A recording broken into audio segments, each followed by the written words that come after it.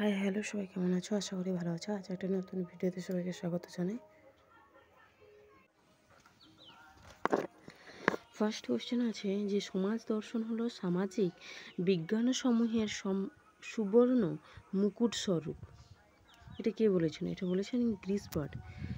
গ্রিসবার্ড তার fundamentals of sociology গ্রন্থে এই কথাটি বলেছেন যে সমাজ দর্শন হলো সামাজিক বিজ্ঞানসমূহের সুবর্ণ মুকুটস্বরূপ, যাকে ইংলিশে বলা হয় social philosophy is the golden crown of the social science. এটা কেন বলেছিলেন গ্রিসবার্ড? কারণ সমাজ দর্শন কী নিয়ে আলোচনা করে না, সমাজে দার্শনিক দৃষ্টিভঙ্গি নিয়ে আলোচনা করে, যে সমাজ সম্পর্কে সমাজের যে বিষয়গুলো আছে, সমাজ, সংঘ, সমিতি, এগুলো যে আছে, এইগুলো সম্পর্কে দার্শনিক দৃষ্টিভঙ্গি দেবে। এবং সেটা কী ধরনের না, আদর্শনিষ্ঠ বিজ্ঞান হবে, যেখানে মানুষের সমাজটা যেমন আলোচনার উপায় হয়, তেমনি যে তার যে লক্ষ্য, মানে সমাজের যে উদ্দেশ্য বা লক্ষ্য যেগুলো থাকে, সেগুলো ভালো কি মন্দ সেই সমস্ত কিছু নিয়ে আলোচনা করে। এই আলোচনাটাকে তিনি একটা পূর্ণাঙ্গ রূপ দিয়েছিলেন, তার ভাষায়, মানে গ্রিসবার্ডের ভাষায় কীরকম বলেছেন যে সমাজ দর্শন হলো সামাজিক বিজ্ঞানের সুবর্ণ মুকুট স্বরূপ বলেছেন। দ্বিতীয় কোশ্চেন কী দেওয়া আছে না, সংঘ বা সমিতি। সংঘ সমিতি বলতে বোঝায় এমন এক জনগোষ্ঠী যা এক বা একাধিক সাধারণ স্বার্থকে কেন্দ্র করে গড়ে ওঠে। এটা কে বলেছেন না, এটা বলেছেন, এটা হচ্ছে ম্যাকাইভার। এটা ম্যাকাইভার এবং পেজ বলেছেন। কে? ম্যাকাইভার এবং পেজ বলেছেন। এক সেকেন্ড, এটা কে বলেছেন না, ম্যাকাইভার এবং পেজ বলেছেন।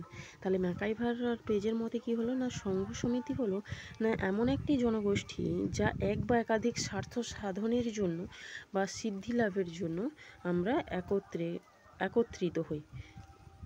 এইটা আবার মানে এই যে সংঘ বা সমিতি সম্পর্কে গ্রিসবার্ড কি বলেছেন? গ্রিসবার্ড বলেছেন যে সংঘ সমিতি হচ্ছে এমন এক জনগোষ্ঠী যেখানে একটি বা কয়েকটি উদ্দেশ্য সাধনের জন্য আমরা বা সদস্যরা মিলিত হয়। তাহলে গ্রিসবার্ডে কিন্তু সদস্য কথাটা মনে রেখো। আর হচ্ছে ম্যাকাইভার এবং পেজের ক্ষেত্রে স্বার্থকে কেন্দ্র করে মিলিত হয়ে একটা উদ্দেশ্য সাধন করে। আর হচ্ছে উদ্দেশ্যকে একটা পূর্ণ করে, যেখানে হচ্ছে একটা জনসমষ্টি যারা এক বা একাধিক স্বার্থকে কেন্দ্র করে গড়ে ওঠে। আর গ্রিসবার্ডের মতে সংঘ বা সমিতি হলো কি না, যেখানে হচ্ছে কয়েকটি বা একটি উদ্দেশ্য সাধনের জন্য সদস্যরা মিলিত হয়, সেটা হচ্ছে সংঘ বা সমিতি বা সংঘ সমিতি। যদি এর উদাহরণ বলা হয় যে সংঘ সমিতি, তাহলে উদাহরণ কী হবে? ক্লাব হবে, পাঠশালা হবে, শিক্ষক হবে, তারপরে শ্রমিক হবে, এগুলো। এছাড়াও সংঘের যদি মানে উদাহরণ, বিশেষ করে যে উদাহরণটা সবথেকে বেশি সংঘের পড়ে, সেটা হচ্ছে রাষ্ট্র। আবার অনেক সময় পরিবার, তারপর মহাবিদ্যালয়, তারপরে তোমার কোনো সমিতি, ইউনিয়ন, ছাত্র ইউনিয়ন হোক বা যে ইউনিয়নগুলো হয়, যেগুলো হয় আর কি, কিছু একটা স্বার্থ উদ্দেশ্যের জন্য বা সাধনের জন্য বা কয়েকটি উদ্দেশ্য সাধনের জন্য যখন আমরা মিলিত হই, সেটা হচ্ছে সংঘ বা সমিতি।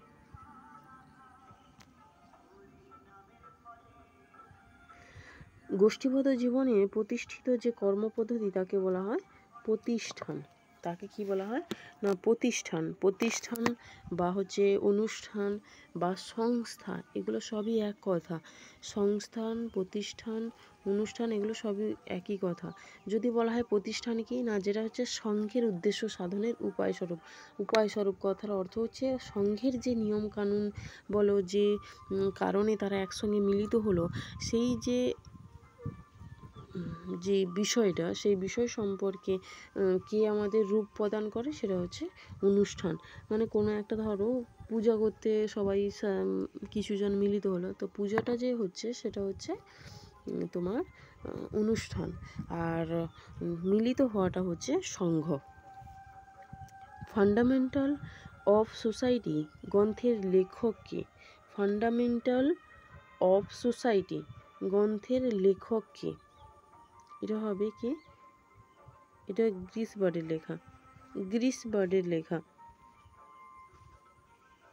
আর ম্যাকাইভার এবং পেজের হচ্ছে সোসাইটি, সোসাইটি হচ্ছে ম্যাকাইভার এবং পেজ, আর গ্রিসবার্ডের হচ্ছে তোমার fundamental of society, fundamental of society.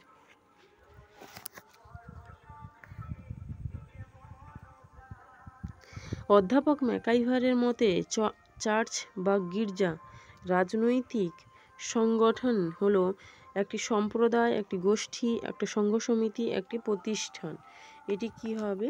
ম্যাকাইভারের মতে এটি একটি কয়েকটা উদ্দেশ্য সাধনেই হচ্ছে, উদ্দেশ্য সাধনে যেন চার্চ বা গির্জা সেটা সংঘ সমিতির মধ্যেই পড়ে যাবে, কারণ ওখানে ধর্মীয় চার্চ সংগঠন এগুলোই হচ্ছে তোমার এর মধ্যে পড়ে, সংঘ সমিতির মধ্যে পড়ে। সংঘ সমিতির মধ্যে এক্সাম্পল হিসেবে তুমি এগুলো মনে রাখতে পারো, কারণ সংঘ সমিতি থেকে মাস্ট বি কিন্তু এক্সাম্পল দিতে পারে। গোষ্ঠীকে মুখ্য ও গৌণ এই দুই ভাগে ভাগ করেছেন কি? মুখ্য ও গৌণ গোষ্ঠীকে কে ভাগ করেছেন? না কুলি করেছেন। অধ্যাপক কুলি হচ্ছে মুখ্য গোষ্ঠী এবং গৌণ গোষ্ঠীকে গোষ্ঠীর মধ্যে পার্থক্য করেছেন বা ভাগ করেছেন। আচ্ছা, মুখ্য গোষ্ঠী কি আর গৌণ গোষ্ঠী কি সেটা যদি আমরা জেনে যাই তাহলে সেটা আরও ভালো।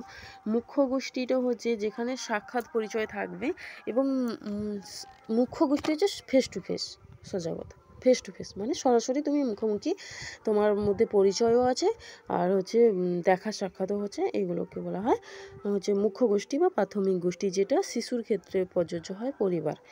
এবং এটাকে ম্যাকাইভার বলেছেন যে একটা সমাজ জীবনের আদিম এবং সরলতম একটা মৌলিক গোষ্ঠী, যেখানে সীমিত কয়েকজন ব্যক্তি তাদের মুখোমুখি সম্পর্কে আবদ্ধ থাকে। যেমন আমরা আমাদের ধরো পরিবারে প্রত্যেকের সঙ্গে প্রত্যেক একটা পারস্পরিক সঙ্গবদ্ধ মানে একটা পারস্পরিক যে সম্পর্ক সেটা আছে, এবং পারস্পরিক সহায়তা করে, মানে আমি সহায়তা করলাম, বাড়ির লোকে সহায়তা করলো, এটা একটা থাকে, এবং এদের স্বার্থের কথা ভাবা হয়।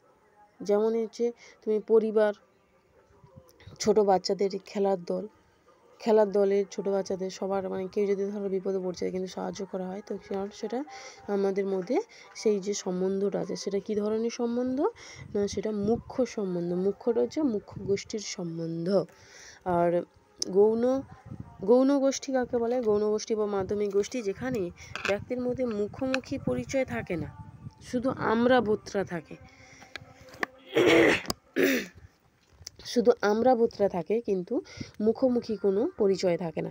কিন্তু প্রাথমিক বা মুখ্য যেটাতে সেটাতে আমরা বোধও থাকে, আবার হচ্ছে মুখোমুখিও পরিচয়ও থাকে। আচ্ছা, এরপরেরটাতে চলে যাই। আচ্ছা, মুখ্য গোষ্ঠীর বললাম তো পরিবার, খেলার দল, আড্ডাখানা মানে বয়স্কদের যে চায়ের দোকানে আড্ডাখানা, তারপর পাড়ার ফুটবল ক্লাব, তারপরে আলোচনা চক্র, এগুলো প্রভৃতি হচ্ছে মুখ্য গোষ্ঠী বা প্রাথমিক গোষ্ঠীর উদাহরণ। আর গৌণ গোষ্ঠীর উদাহরণ হচ্ছে ক্রেতা বিক্রেতা, ভোটদাতা, ভোটে তারপর শিক্ষক ছাত্র, তারপরে রাজনৈতিক দল ও হচ্ছে রাজনৈতিক দল। 9 কোশ্চেন, লোকাচার যখন শাসকের ভূমিকা নেয়, অপেক্ষাকৃত কঠোর হয়, তখন তাকে বলা হয় লোকনীতি। তাকে বলা হয় কি না লোকনীতি, লোকনীতি বলা হয়। আচ্ছা, লোকনীতি বলা হয়, এবং এটা কি হয় তখন না অবশ্য পালনীয় হয়, মানে তোমাকে অবশ্যই পালন করতে হবে। লোকাচারটা তুমি না মানলেও চলবে, কিন্তু লোকনীতি তোমাকে অবশ্যই মানতে হবে। যদি না মানো তাহলে তোমাকে শাস্তি দেওয়া হয়, কিন্তু লোকাচার না মানলে শাস্তি দেওয়া হয় না।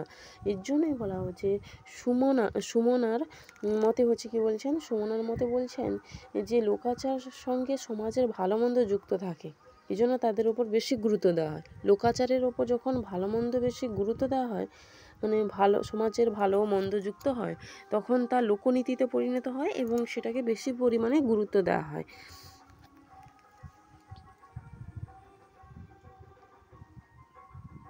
আচ্ছা, যদি বলা হয় লোকাচার কি, না লোকাচারে হচ্ছে যে জিনিসটা তুমি করতেই পারো, বিভিন্ন ধরনের তুমি জামা কাপড় পরতেই পারো, কোনো সমস্যা নেই। এটা হচ্ছে লোকাচার, কারণ তোমাকে জামা পরতে হবে। আর তুমি যদি জামা না পরো তাহলে তোমাকে শাস্তি দেওয়া হবে। সেই ব্যাপারটা বস্ত্র পরিধান করা মানে তুমি যে কোনো জামা কাপড় পরাটা সেটা হচ্ছে লোকনীতি, তোমাকে বস্ত্র পরিধান করতে হবে, এটা হচ্ছে লোকনীতি। আর লোকচার কি না, তুমি বিভিন্ন ধরনের পোশাক পরতে পারো, সেখানে কোনো বাধা নেই, এটা হচ্ছে লোকাচার। যেমন ধরো বিবাহিত জীবনে তুমি তোমার স্বামী স্ত্রীর কাছে, স্ত্রী স্বামীর কাছে একটা বৈধ, এটা যদি অমান্য করে, মানে ধর তোমার স্ত্রীকে ছেড়ে দিয়ে অন্য কারোর সঙ্গে, বা তুমি তোমার স্বামীকে ছেড়ে দিয়ে অন্য কারোর সঙ্গে সম্পর্ক করছো, সেটা তখন শাস্তিযোগ্য। তখনই আইনি ব্যবস্থাগুলো নেওয়া হয়, তখনই লোকাচার থেকে সেটা লোকনীতিতে পরিণত হয়ে যায়।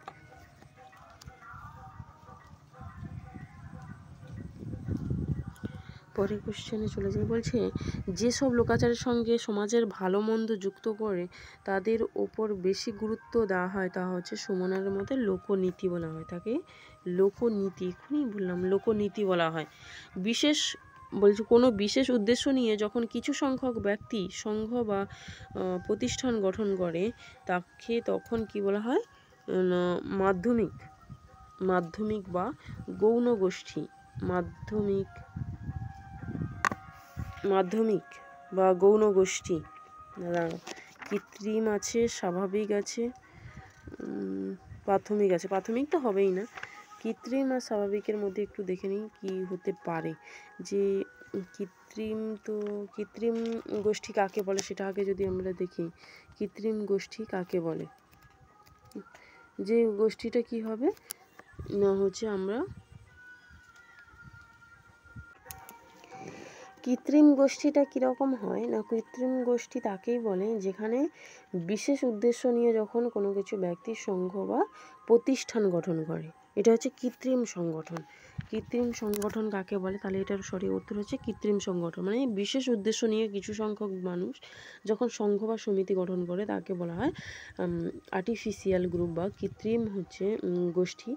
যেখানে কি হয় না, অবসর বিনোদনের জন্য, মানে সময় আছে বেশি সময়, তখন আমরা যে কথাবার্তা বলি সেটা হচ্ছে, এবং ব্যবসা বাণিজ্যের জন্য বা শিক্ষা বিস্তারের জন্য নানা ধরনের যখন কৃত্রিম সংগঠন বানানো হয়, মানে সংগঠন বানানো হয় যে একটা কোনো কাজের জন্য বা ব্যবসার জন্য, তখন সেটা হচ্ছে কৃত্রিম সংগঠন।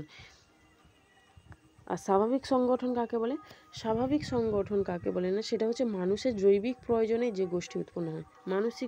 জৈবিক প্রয়োজন, যেমন খাদ্যবস্ত্র, বাসস্থান, যৌনতা, এগুলো যে জৈবিক যে ব্যাপারগুলো ঘটে সেগুলো, যেমন তুমি উদাহরণ নিতে পারো যে পরিবার, সম্প্রদায়, এগুলো যেখানে হচ্ছে মানুষ তার জৈবিক প্রয়োজনের সাধনের জন্য একত্রিত হয় বা একটা গোষ্ঠী উৎপন্ন করে, তখন সেটা হচ্ছে স্বাভাবিক গোষ্ঠী। আর প্রাথমিক গোষ্ঠী সবাই জানো, মাধ্যমিক গোষ্ঠী সবাই জানো। অধ্যাপক কুলির মতে ক্রেতা বিক্রেতা, ছাত্র, শিক্ষক, রাজনৈতিক দল, এগুলো কি ধরনের, এগুলো হচ্ছে গৌণ গোষ্ঠী বা মাধ্যমিক গোষ্ঠীর উদাহরণ।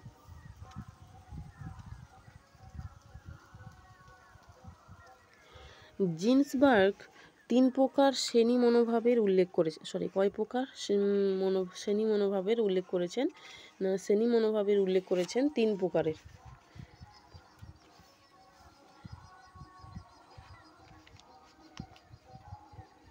কি কি না, 3 প্রকার শ্রেণী মনোভাবের উল্লেখ করেছেন কি কি না, বলছে সমতাবোধ, মানে একই শ্রেণীর উদ্দেশ্যদের মধ্যে যে বোধ সেটা হচ্ছে সমতাবোধ, একই বরাবরই যে ব্যাপারটা থাকে উদ্দেশ্য। তারপরে হচ্ছে 1 নম্বর হচ্ছে কি সমতাবোধ, দ্বিতীয় হচ্ছে হীনতাবোধটা কি না, উচ্চ শ্রেণীর সদস্যদের কাছে হীনতাবোধ, মানে নিচু শ্রেণীর মধ্যে যে ভেদটা হচ্ছে হীনতাবোধ। আর নিম্ন শ্রেণীর সদস্যদের মধ্যে অহংকারবোধ, সদস্যদের মধ্যে সেটা হচ্ছে অহংকারবোধ। তাহলে ফার্স্ট হচ্ছে সমতাবোধ, দ্বিতীয় হচ্ছে হীনতাবোধ, তারপরে হচ্ছে অহংকারবোধ, 3টি কথা বলেছেন। আমরা সকলে এক বিশেষ মর্যাদা সম্পন্ন শ্রেণীর অন্তর্ভুক্ত, সেটা কি এই যে চেতনা, বলছে আমরা সকলে একটা বিশেষ মর্যাদাপূর্ণ একটা শ্রেণীর মধ্যে অন্তর্ভুক্ত, সেটা হচ্ছে শ্রেণী সচেতনতা, তাকে বলা হয় শ্রেণী সচেতনতা বলা হয়।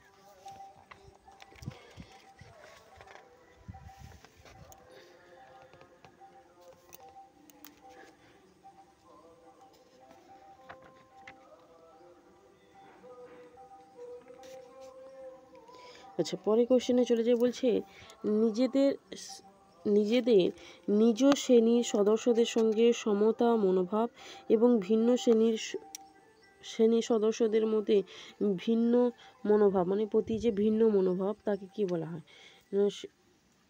শ্রেণী মনোভাব বলা হবে, তাই না? শ্রেণী মনোভাব বলা হবে, যেহেতু শ্রেণীর বিভাগটা আসছে। নিজ শ্রেণীর মধ্যে সমতাবোধ, আর এক্ষুনি বললাম গ্রিসবার্ড যে শ্রেণী মনোভাবের হচ্ছে 3টে ভাগ বলেছেন, তার মধ্যে সমতা আর হচ্ছে তোমার অহংকার বোধ বা হীনতা বোধ সেটা আসবে, সেটাই হচ্ছে শ্রেণী মনোভাব।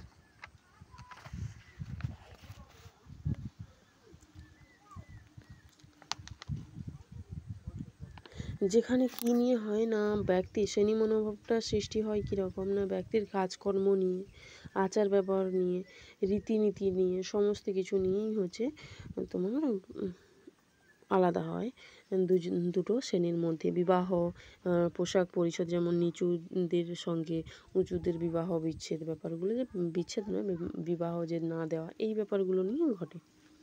সামাজিক শ্রেণী বলতে বোঝায় সম্প্রদায়ের এক খণ্ডাংশ সামাজিক পদমর্যাদার দিক থেকে অন্যান্য অংশ থেকে স্বতন্ত্র। সামাজিক শ্রেণী কাকে বলেছে না, সম্প্রদায় এক খণ্ডাংশ মানে একটা অংশ সামাজিক মর্যাদার দিক থেকে অন্যান্য অংশ থেকে স্বতন্ত্র। অন্যান্য অংশ থেকে স্বতন্ত্র কে বলেছেন না, ম্যাকাইভার এবং পেজ বলেছেন এই কথাটি। পদমর্যাদার ভিত্তিতে শ্রেণীগত যে স্তর বিন্যাস, যদি আমরা সহজভাবে বলি এটাই বলছে কি না, পদমর্যাদা অনুসারে যখন একটা শ্রেণীর মধ্যে বিভাগ ঘটে, সেটা হচ্ছে কি না, কে বলেছেন, ম্যাকাইভার এবং পেজ বলেছেন। এবং এই যে স্তরভেদ, সেটা তো কীরকম না, পদমর্যাদাটা একটি অন্যান্য জীবনধারা, মানে আমাদের জীবনধারাটাকে সৃষ্টি করে, যার জন্য হচ্ছে একটা শ্রেণী অপর শ্রেণীর থেকে পৃথক হয়, এই হচ্ছে পদমর্যাদার জন্য।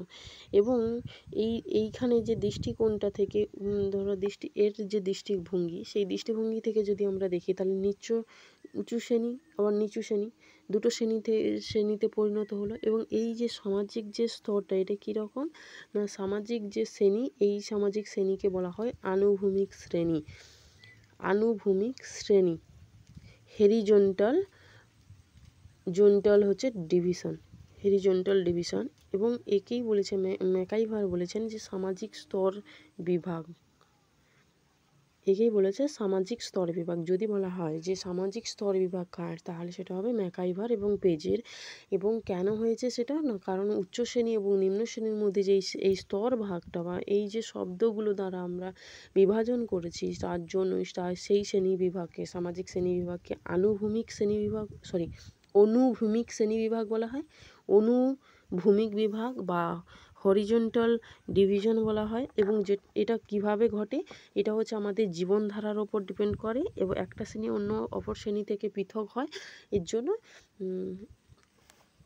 এটাকে বলা হয় অনুভূমিক বিভাগ। এবং এটা কার স্তর, এটা সামাজিক স্তর বিভাগ। এটা কার মাধ্যমে ঘটে, পদমর্যাদার মাধ্যমে ঘটে, পদমর্যাদার দ্বারা এগুলো নির্ধারিত হয়। এটা কে বলেছেন, ম্যাকাইভার এবং পেজ বলেছেন। এখানে কিন্তু 3টে কোশ্চেন থাকলো। বলছে যে উচ্চ শ্রেণী এবং নিম্ন শ্রেণীর মধ্যে যদি সামাজিক শ্রেণীর যে বিভাগ, সেটা কী ধরনের বা পৃথক থাকে, সেটা কী ধরনের বিভাগ, সেটা অনুভূমিক বিভাগ, যেটা হরিজন্টাল ডিভিশন। আর হচ্ছে যদি বলা হয় জাতীয় বিভাগকেই, এই যে জাতিগত বিভাগ, যে উচ্চ শ্রেণী নিম্ন শ্রেণীর যে জাতিগত যে বিভাগ, সেই বিভাগটা কিসের দ্বারা ঘটে, সেটা হচ্ছে পদমর্যাদার দ্বারা ঘটে এবং পদমর্যাদা অনুযায়ী ঘটে।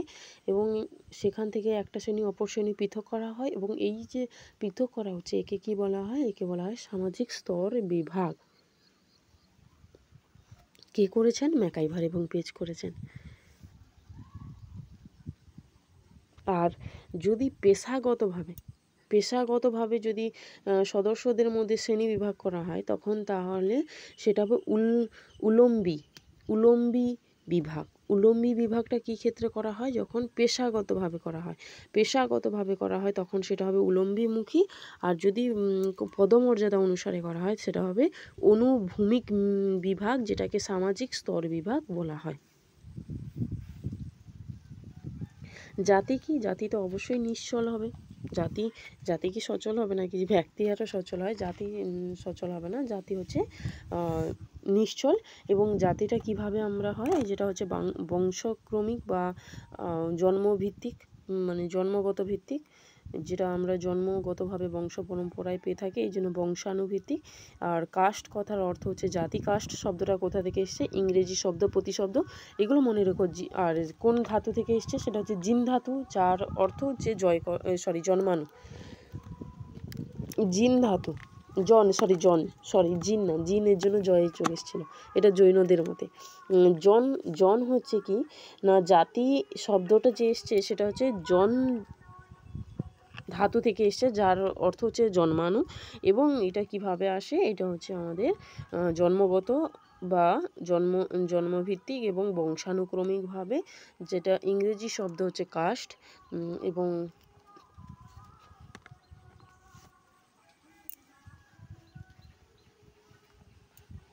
আর কাস্ট হচ্ছে নিশ্চল, এবং কাস্ট হচ্ছে কি নিশ্চল।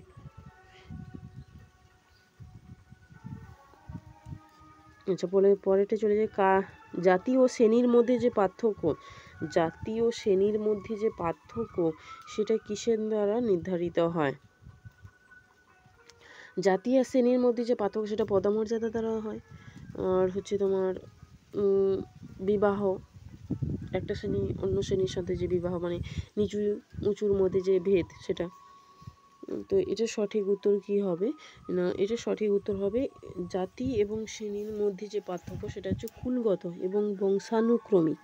পেশাগত, ধর্মগত, বর্ণগত, এগুলো যে আছে এগুলো হবে না, শুধু এটাই হবে বংশগত বা কুলগত, আর হচ্ছে বংশানুক্রমিক।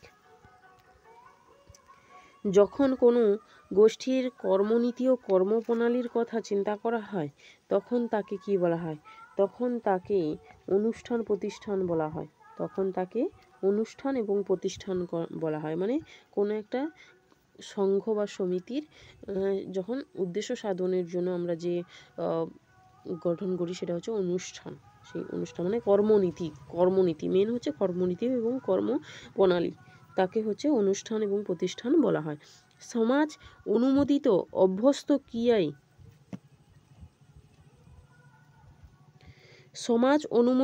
অভ্যস্ত ক্রিয়াই হলো আচার বা প্রথা। এটা কে বলেছেন? আচার বা প্রথা কে বলেছেন এই কথাটি? না, এটা বলেছেন গ্রিসবার্ড বলেছেন। গ্রিসবার্ড কি বলেছেন না, সমাজ অনুমোদিত অভ্যাস বা অভ্যস্ত ক্রিয়াই হচ্ছে প্রথা।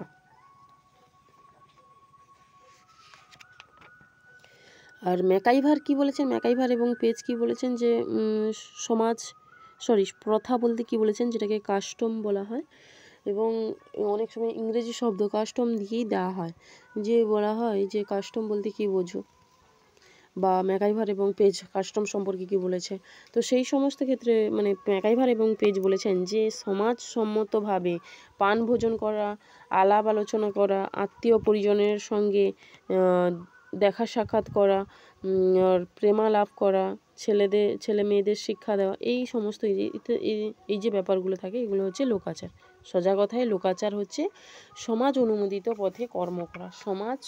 সমাজ যেটাকে মান্যতা দিয়েছে সেই অনুসারে কর্ম করা, সেটা হচ্ছে ম্যাকাইভার ও পেজের মতে। আর গ্রিসবার্ড বলেছেন যে সমাজ অনুমোদিত অভ্যস্ত ক্রিয়াটা যদি বলে তখন হবে গ্রিসবার্ড। আর যদি বলা হয় সমাজ অনুমোদিত শুধু কর্ম করা, মানে সমাজ অনুমোদিত পথে কর্ম করা, সেটা হচ্ছে গ্রিসবার্ড ম্যাকাইভার এবং পেজ বলেছেন সেই কথাটি।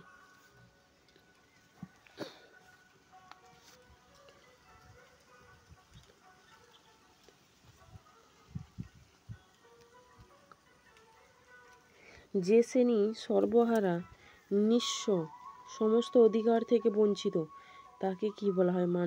মালিক শ্রেণী তো অবশ্যই নয়, পুঁজিপতি না, শ্রমিক শ্রেণী, ভূস্বামী, এই দুটোর মধ্যে যে কোনো একটাই হবে। সেটা কি হবে? ভূমি স্বামী, তাও তো একটা তার নিজস্ব জায়গা জমিন আছে, ভূমি স্বামী বলা হচ্ছে। তাহলে শ্রমিক শ্রেণীটাই হচ্ছে যে শ্রেণী সর্বহারা, নিঃস্ব, সমস্ত অধিকার থেকে বঞ্চিত, সে হচ্ছে শ্রমিক শ্রেণী। কার্ল মার্ক্সের মতে শ্রেণী সংগ্রাম কাকে বলে? শ্রেণী সংগ্রাম হচ্ছে কি না, প্রত্যেক শ্রেণী বিভক্ত সমাজে বিপরীতমুখী স্বার্থের অস্তিত্বের জন্য বিত্তবান ও শ্রমিক শ্রেণীগুলির মধ্যে শ্রেণী সংগ্রাম, এটা বলা হচ্ছে। শ্রেণী সংগ্রাম তো সবাই জানো। Manifesto of the communist party, এটা কে বলেছেন? মার্কস এবং এঞ্জেলস দুজনেই বলেছেন। ঠিক এইবারে দেখো কোশ্চেন এসছে, সমাজের আনুভূমিক বা অনুভূমিক, যেটা বলছিলাম, আনুভূমিক বিভাগকে কি বলা হয়? যেটা কিভাবে তৈরি হয়? সেটা হচ্ছে পদমর্যাদা অনুসারে আনুভূমিক যে স্তরটা সেটা হয়। আর পেশাগতভাবে সেটা উলম্বীমুখী। সমাজের পরিবর্তনের চরিত্র এবং সেই চরিত্রের কারণ প্রসঙ্গে কার্ল মার্ক্স কয়টি তত্ত্বের কথা বলেছেন? দুটি। কার্ল মার্ক্স দুটি তত্ত্বের কথা বলেছেন।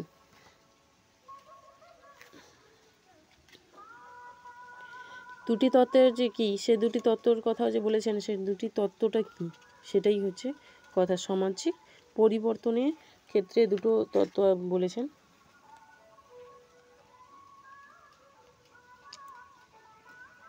ঐতিহাসিক বস্তুবাদ যদি বলে কার, সে তখন সেটা হবে না, সেটা হচ্ছে তোমার কার্ল মার্ক্সের মতে এটা। আর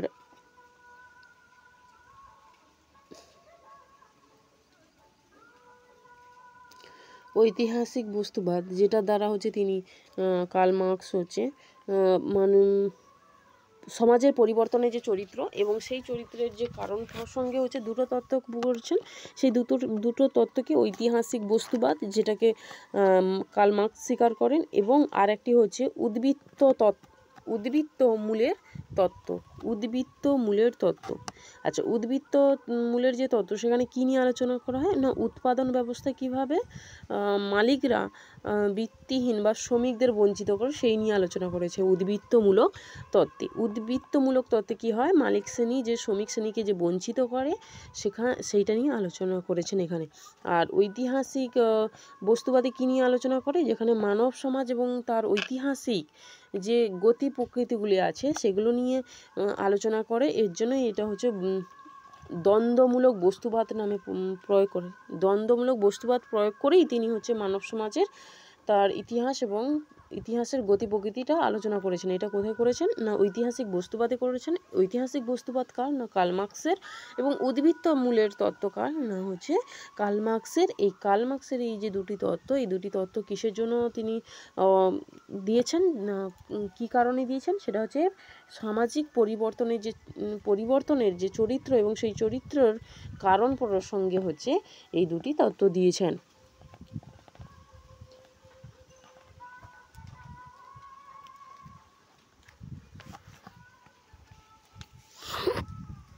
এছাড়াও আরেকটা কথা, যে manifesto of the communist party, এই গ্রন্থে যে কার্ল মার্ক্স এবং এঞ্জেলসের গ্রন্থ, এই গ্রন্থে কী বলেছেন না, সামাজিক যে পরিবর্তন সম্পর্কে যে মতবাদ, সেই সম্পর্কীয় মতবাদ হচ্ছে এখানে আলোচনা করা হয়েছে। যেখানে বলা হয়েছে যে এ যাবৎ সমস্ত মানব সমাজের ইতিহাস এক শ্রেণী দ্বন্দ্বের ইতিহাস। বলছেন এই যাবৎ সমস্ত মানব সমাজের ইতিহাস এক শ্রেণী দ্বন্দ্বের ইতিহাস, এটা বলেছেন। বাদ ও প্রতিবাদের মধ্যে অন্তর্দ্বন্দ্ব যখন চরম পর্যায়ে পৌঁছায়, তখন বৈপ্লবিক রূপান্তর ঘটে। একে কী বলা হয়? এটা হচ্ছে তোমার সংবাদে পরিণত হয়। তখন তা হচ্ছে সংবাদে পরিণত হয়। সংবাদ আর হচ্ছে বাদ প্রতিবাদ, দুটো জিনিস, বাদ আর প্রতিবাদ। বাদ আর প্রতিবাদে যখন এই যে দ্বন্দ্ব করে, দ্বন্দ্বমূলক যখন চরম পর্যায়ে ঘটে তখন তাকে হচ্ছে কি বলা হয়, সংবাদ বলা হয়, সংবাদ বলা হয়। এবং বস্তুর পরিমাণগত যে পরিবর্তন, সেখান থেকে যখন বিপ্লব আসে, বিপ্লবের পথে গুণগত পরিবর্তন মানে পরিমাণ থেকেও যখন গুণগত পরিবর্তন ঘটে তখন তাকে, সেই যে পরিবর্তন তাকে বলা হয় দ্বান্দ্বিক পদ্ধতি। মানে পরিমাণগত, বস্তুর পরিমাণগত পরিবর্তন থেকে যখন বিপ্লবের পথে চলে গুণগত পরিবর্তন আসে তখন তাকে বলা হয় দ্বান্দ্বিক পদ্ধতি। এবং দ্বান্দ্বিক পদ্ধতিতে দুটি তত্ত্ব আসে বা দুটি শক্তি আসে, পরস্পর বিরোধী শক্তি, যেটা কি না, যেটা হচ্ছে বাদ এবং সংবাদ।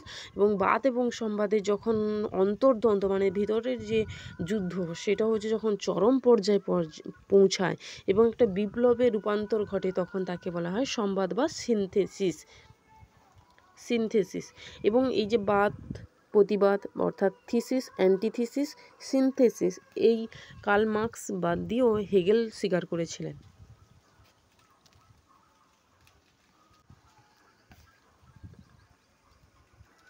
শ্রেণীহীন ও শ্রেণীমুক্ত সমাজ ব্যবস্থাকে কার্ল মার্কস কি নাম দিয়েছেন? শ্রেণীহীন ও শ্রেণীহীন ও শোষণমুক্ত সমাজ ব্যবস্থাকে কার্ল মার্কস নাম দিয়েছেন না সমভোগবাদ এবং সাম্যবাদ। ঠিক আছে। রাষ্ট্র সম্পর্কে বৈজ্ঞানিক মতবাদ প্রতিষ্ঠিত হয়, বলছে রাষ্ট্র সম্পর্কিত বৈজ্ঞানিক মতবাদ প্রতিষ্ঠিত হয় কোন পদ্ধতির মাধ্যমে? তা হচ্ছে অবরোহ পদ্ধতির মাধ্যমে। গ্রিক শব্দ ডেমোস কথার অর্থ হচ্ছে জনগণ, তবে জনগণ। দুটি শব্দ, ডেমোক্রেসি দুটি শব্দ নিয়ে গঠিত। কাল্পনিক বা অবৈজ্ঞানিক সমাজতন্ত্রবাদের সমর্থক কারা? সমর্থক হচ্ছে Saint Simon, Charles Fourier, Robert Owen. Democratic government বা গণতান্ত্রিক শাসন ব্যবস্থা কোথায় সূত্রপাত ঘটেছিল? গ্রিসে। আর সমাজতান্ত্রিক শাসন ব্যবস্থা সেটা হচ্ছে এথেন্সে। প্রতিনিধিমূলক গণতন্ত্রের প্রধান প্রবর্তক কে? প্রতিনিধিমূলক গণতন্ত্রের প্রধান প্রবর্তক হলেন টমাস হব। প্রতিনিধিমূলক গণতন্ত্র যাকে বলা হয় পরোক্ষ গণতন্ত্র।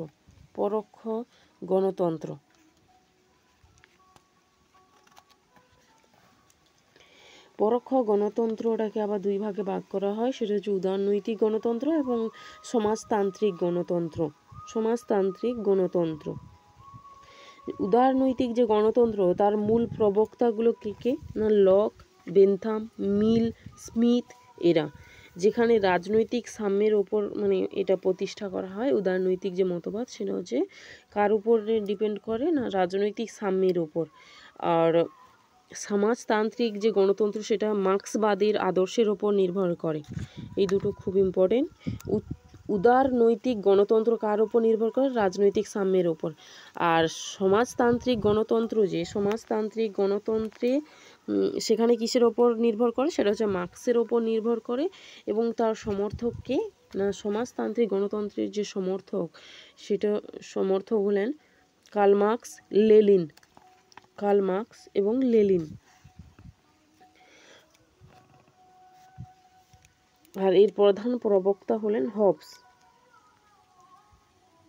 গণতন্ত্র সবার প্রথম ব্যবহার করেন কারা? গ্রিকরা। গণতন্ত্রের সংজ্ঞা অনুসারে কোন গণতন্ত্রে বিশুদ্ধ গণতন্ত্রের নিদর্শন পাওয়া যায়? সেটা অবশ্যই প্রত্যক্ষ গণতন্ত্র, যেটা সরাসরিভাবে আমরা যেটা হচ্ছে জনগণের সরাসরিভাবে শাসন কার্যে অংশগ্রহণ করতে পারে। আর যেখানে হচ্ছে শাসন ব্যবস্থা জনগণই হচ্ছে প্রত্যক্ষভাবে পরিচালক, রাষ্ট্রের পরিচালক হিসেবে কাজ করে হচ্ছে সরাসরিভাবে কে? না হচ্ছে জনগণ হচ্ছে শাসন কার্যে সক্রিয়ভাবে ভূমিকা গ্রহণ করতে পারে এই শাসন ব্যবস্থাতে। উদারনৈতিক গণতন্ত্রের উদ্ভব কোথা থেকে? পরোক্ষ গণতন্ত্র থেকে হয়েছে, যেখানে দুটো উদারনৈতিক এবং সমাজতান্ত্রিক গণতন্ত্র। উদারনৈতিক গণতান্ত্রিক শাসন ব্যবস্থার মূল প্রবক্তাকে সেটা বলতে হবে। উদারনৈতিক শাসনের মধ্যে মূল প্রবক্তা আছে, এটা সর্বপ্রথম কোথায় দেখা গিয়েছিল, মানে এটা কোন সংবিধানে? না ফ্রেঞ্চ দেশে হচ্ছে এটা সবার প্রথম হচ্ছে দেখা গিয়েছিল। এবং আধুনিক যে হচ্ছে উদারনৈতিক যে গণতন্ত্র, তার মূল ভিত্তিটা, মূল নীতি কি? সেটা হচ্ছে রাজনৈতিক স্বাধীনতা ও চিন্তার স্বাধীনতা। দুটি মূল নীতি, সেটা হচ্ছে রাজনৈতিক স্বাধীনতা ও চিন্তার স্বাধীনতা, সাম্য, স্বাধীনতা, অধিকার। সাম্য, স্বাধীনতা এবং অধিকার। এর মূল প্রবক্তা হলেন স্মিথ। আচ্ছা, স্মিথ বলা হলো কেন এখানে? কারণটা হচ্ছে এখানে দেওয়া আছে যেগুলো মার্কস, রুশো, হেগেল, এরা কেউই স্বীকার করে না এই মতটাকে, মানে এই গণতন্ত্রটাকে। উদারনৈতিক গণতন্ত্র কারা স্বীকার করে? না লক, বেন্থাম মিল আর এডমন্ড স্মিথ। কি হয়েছে?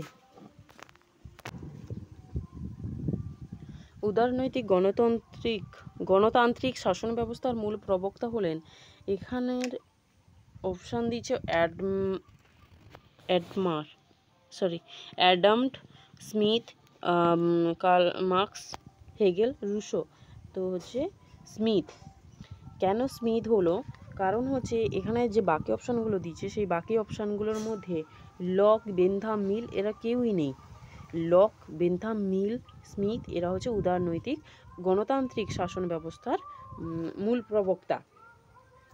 উদারনৈতিক যে গণতন্ত্র, প্রাচীনভাবে তাদের দুটি নীতি ছিল, মূল নীতি ছিল। সেটা কি? স্বাধীনতা, রাজনৈতিক স্বাধীনতা ও চিন্তার স্বাধীনতা।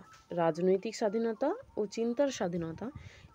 কিন্তু পরে নতুন যারা আধুনিক উদারনৈতিক যে গণতন্ত্রের প্রবর্তক যারা ছিলেন, তাদের মতে তিনটি নীতি, সেই তিনটি: সাম্য, স্বাধীনতা এবং অধিকার। সাম্য, স্বাধীনতা এবং অধিকার। ডেমোক্রেসি শব্দটির ব্যুৎপত্তিগত অর্থ হলো জনগণের শাসন।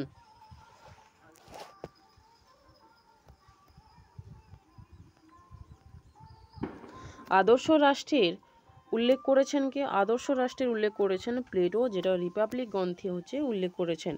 গান্ধীজি আনটু দিস লাস্ট পুস্তকটি গুজরাটি ভাষায় অনুবাদ করে নামকরণ করেন, সেটা হচ্ছে স্বরাজ। নামকরণ করেন কি? না, নামকরণ করেন স্বরাজ।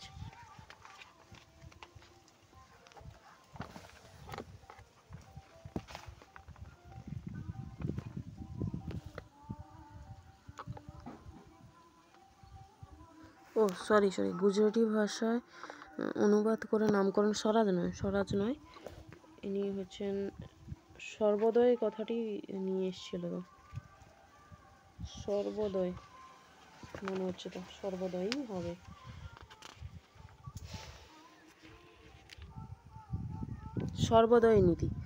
সর্বোদয়ের নীতি হচ্ছে স্বরাজ, ভুল বললাম, সর্বোদয় হবে। বলছে যেটা হচ্ছে কে বলেছেন? রুস্কিংয়ের লেখা আনটু দিস লাস্ট গ্রন্থ থেকে তিনি হচ্ছে গান্ধীজি সর্বোদয় যে তত্ত্বটি সেটা নিয়েছেন, নীতিটি নিয়েছেন। এবং গান্ধীজির মতে ওছি কথার অর্থ হচ্ছে ন্যায়রক্ষক।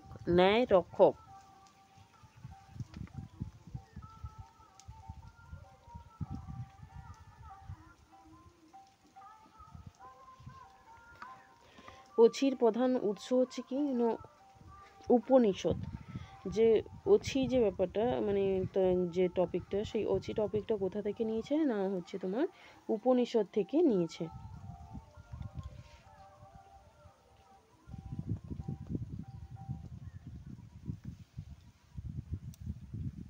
কোন উপনিষদ? না ঈশো উপনিষদ থেকে নিয়েছে। পরের কোশ্চেনে চলে যাই। তোমার ভোগ হোক ত্যাগের মাধ্যমে কে বলেছেন? গান্ধীজি বলেছেন। কোথায় বলেছেন? ওছিতন্ত্রে বলেছেন। অচ্ছিতন্ত্র বলেছেন। গান্ধীজির সত্যাগ্রহ, গান্ধীজির সত্যাগ্রহ কি, মানে সেটা হচ্ছে মঙ্গল বিষয়ক অস্ত্র, নৈতিক অস্ত্র, না অহিংসা আচরণ?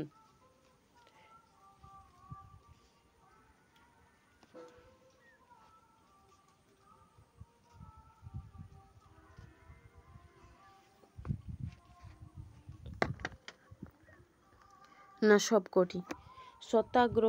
সত্যাগ্রহ বলা হয়েছে যে অহিংসার মাধ্যমে প্রতিপক্ষের প্রতি বিরোধ বা সংগ্রাম, যার পথ হচ্ছে কি না প্রেম শক্তি, যার পথ হচ্ছে প্রেম শক্তি। এবং এটা কি ধরনের প্রতিরোধ করে না, সেটা হচ্ছে নৈতিক সংগ্রামের মাধ্যমে, নৈতিক সংগ্রামের মাধ্যমে।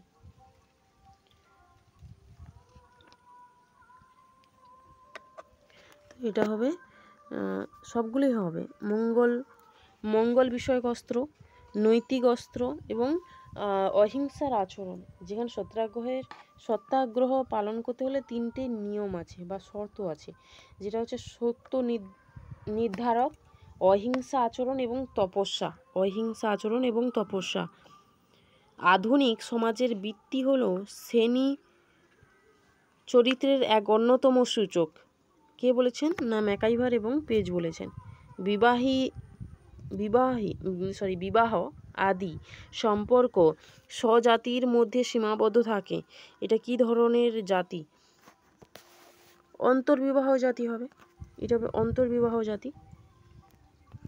বলছে নিজ শ্রেণীর সদস্যদের মধ্যে সমতা মনোভাব এবং ভিন্ন শ্রেণীদের মধ্যে, সেটা হচ্ছে শ্রেণী মনোভাব, এটা আগেও করেছি, শ্রেণী মনোভাব। ইংরেজি কাস্ট শব্দটি কোথা থেকে এসছে?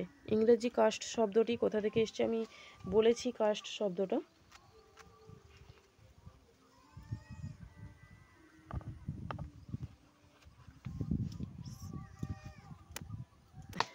ফ্রেঞ্চ শব্দ থেকে, যেটা কাস্ট শব্দের অর্থ হচ্ছে জাতি, এবং জাতি বলতে হলো জন্মভিত্তি এবং বংশানুক্রমী। এবং জাতি যে শব্দটি, সেটা কোথা থেকে, কোন ধাতু থেকে এসে? সংস্কৃত জন ধাতু থেকে, যার অর্থ হচ্ছে জন্মানো। কোনো বিশেষ উদ্দেশ্য নিয়ে যখন কিছু সংখ্যক ব্যক্তি সংঘ বা প্রতিষ্ঠান গঠন করে, তখন তাকে কি বলা হয়? তখন তাকে কৃত্রিম গোষ্ঠী বলা হয়। তখন তাকে কি বলা হয় না কৃত্রিম গোষ্ঠী বলা হয়। এটা করিয়েছি একটু আগে। এক পরিবারের সদস্যদের মধ্যে অন্য পরিবারের সদস্যদের বা ছেলেদের দলের কাছে মেয়েদের দল হলো কি?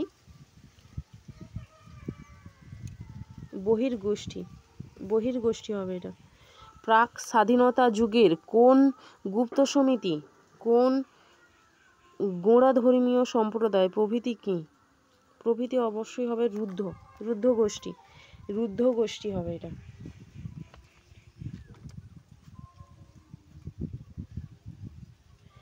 রুদ্ধ গোষ্ঠী আর মুক্ত গোষ্ঠী কাকে বলে? রুদ্ধ গোষ্ঠীতে কি হয় না, যেখানে হচ্ছে তোমার গোষ্ঠীর মধ্যে সদস্যদের প্রবেশটা বন্ধ থাকে, যেখানে নতুন কোনো সদস্য যুক্ত হতে পারবে না। যেমন ধরো স্বাধীনতা আন্দোলনের যে সমিতিগুলো ছিল, সেইগুলোতে ঢুকতে পারবে না, বা কিছু কিছু ধর্মীয় সংস্থান আছে যেগুলোতে সেই পুরনো যে কয়েকজন সদস্য আছে তারাই থাকবে, নতুন কেউ ঢুকতে পারবে না। এটা হচ্ছে বদ্ধ বা রুদ্ধ গোষ্ঠী। আর মুক্ত গোষ্ঠী কাকে বলে না, যে গোষ্ঠীর সদস্যদের মধ্যে প্রবেশটা হচ্ছে যুক্ত আছে। যেমন ধরো শিক্ষাক্ষেত্র বা ক্রীড়া সংঘ বা হচ্ছে তোমার রাজনৈতিক দল, এগুলো। ক্রেতা বিক্রেতা শিক্ষক ছাত্র, এগুলো কি ধরনের গোষ্ঠীর মধ্যে পড়ে? ক্রেতা বিক্রেতা গৌণ গোষ্ঠীর মধ্যে পড়বে। ক্রেতা বিক্রেতা ছাত্র শিক্ষক, এগুলো গৌণ গোষ্ঠীর মধ্যে পড়ে।